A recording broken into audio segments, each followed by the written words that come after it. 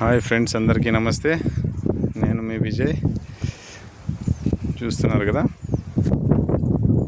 మొక్కలు ఎంత స్ట్రాంగ్గా ఉన్నాయో చూస్తున్నారు కదా. ఒకసారి చూడండి ఫ్రెండ్స్, ఇప్పుడే కాపు వచ్చినాయి. ఇది మా బత్తాయి తోట చూస్తున్నారు కదా.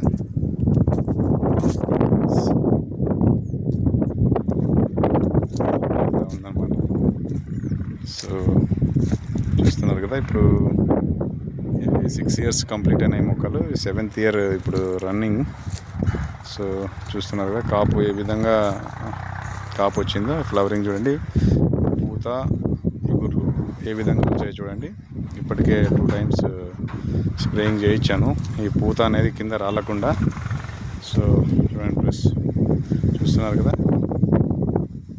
ఇలా మొక్కలు స్ట్రాంగ్గా ఉండాలి అంటే మనం దగ్గర 5 సంవత్సరాల వరకు మంచిగా వీటిని ఎరువులు వేసి మంచిగా కాపాడుకోవాలి. చూడండి, ఇలా మొక్క తయారు కావాలి అంటే మనం మంచిగా చేసుకోవాలన్నమాట. ఎరువులు, తర్వాత వీటికి మంచి స్ప్రేయింగ్స్ చేస్తూ ఉండాలి మధ్య మధ్యలో. చూస్తున్నారు కదా చూడండి. సో ఇలా ఉంటుంది ఫ్రెండ్స్. చూస్తున్నారు కదా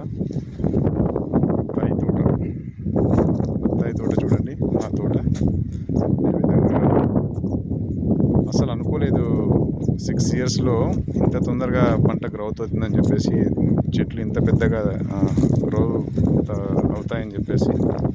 కానీ ఇప్పుడు మనం వాడిన ఎరువులు దానివల్ల తొందరగా అనేది మొక్కలు గ్రోత్ కావడం అనేది జరిగింది.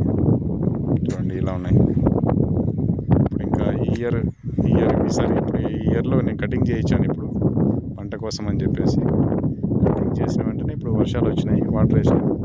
సో పూతలు రావడం అనేది జరిగింది. ఇంకా ఒక ఈ ఇయర్ ఎంత గడిచిపోయిందంటే ఇప్పుడు ఈ గ్యాప్ అనేది కనిపిస్తుంది కదా, గ్యాప్ అనేది కూడా కనిపించదు. ఇలా కవర్ అయిపోతుంది అనమాట. ఇప్పుడు ఇక్కడ చూస్తున్నారు, ఇలా గ్యాప్ అనేది కవర్ అయిపోతుంది అనమాట. ఇలా ఉంది మా బత్తాయి తోట. ఓకే ఫ్రెండ్స్, నమస్తే.